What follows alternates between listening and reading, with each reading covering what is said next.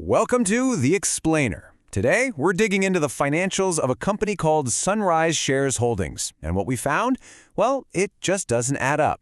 The headline numbers tell two completely different, totally contradictory stories. It's a real head-scratcher, and we're going to unpack it together. Okay, let's just jump right in. This is the central mystery we're trying to solve. How on earth can a business see its revenue multiply by 14 times, yet end up even further in the red? It sounds like it defies the basic laws of finance, but that's exactly what happened here. So let's peel back the layers and find out what's really going on behind these wild numbers. All right, first up, the good news, and it is absolutely spectacular. The company's revenue went from a pretty modest $356,000 to over $5 million. No, that's not a typo. It's a staggering 1,315% increase. For any company, that kind of growth on the top line is the stuff of dreams. It screams massive, successful transformation. But then, here's the twist. In the exact same period that revenue was launching into orbit, the company's net loss actually got bigger. It grew by 61% from about $1.5 million to over $2.3 million. This is the heart of the paradox. All that new money came pouring in the front door, but even more was flying out the back. So what in the world could cause this? Well, the answer starts with a huge, company-altering strategic shift.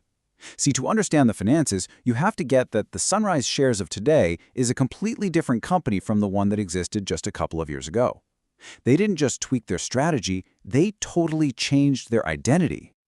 What's really fascinating here is this complete identity swap. The old Sunrise was all about the property markets in China and Hong Kong, but they made a hard pivot. They sold off that business to go all in on a totally different industry in a completely different country, Malaysian hospitality.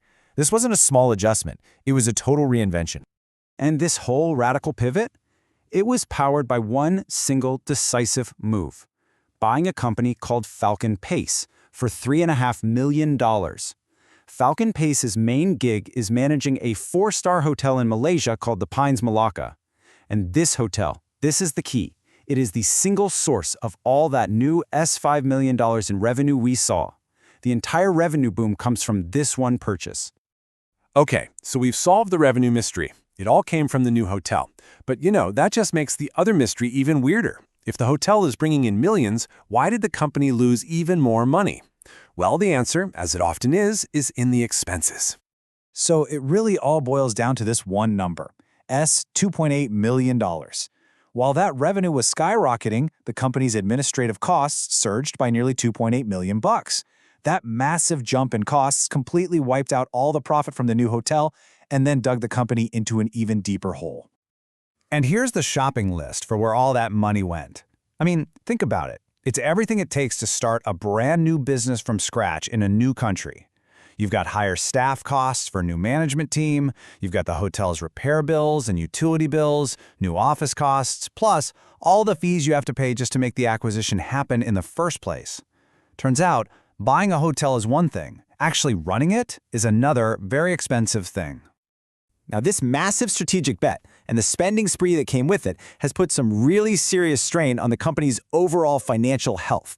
This isn't just about profit and loss anymore. It's fundamentally changed their balance sheet and their cash position. So let's take a look under the hood at the ripple effects of this high-cost, high-revenue gamble. A really good way to get a quick health check on a company is to look at its working capital, basically the money it has on hand to pay its immediate bills. At the end of 2023, Sunrise was sitting pretty with a nearly $2 million cushion. Fast forward to mid-2025, and that picture has completely flipped. They were $1.8 million in the red. That means their short-term debts are now way bigger than their short-term assets, which is a really tough spot to be in. So if you want to know where the cash actually went, this pretty much sums it up.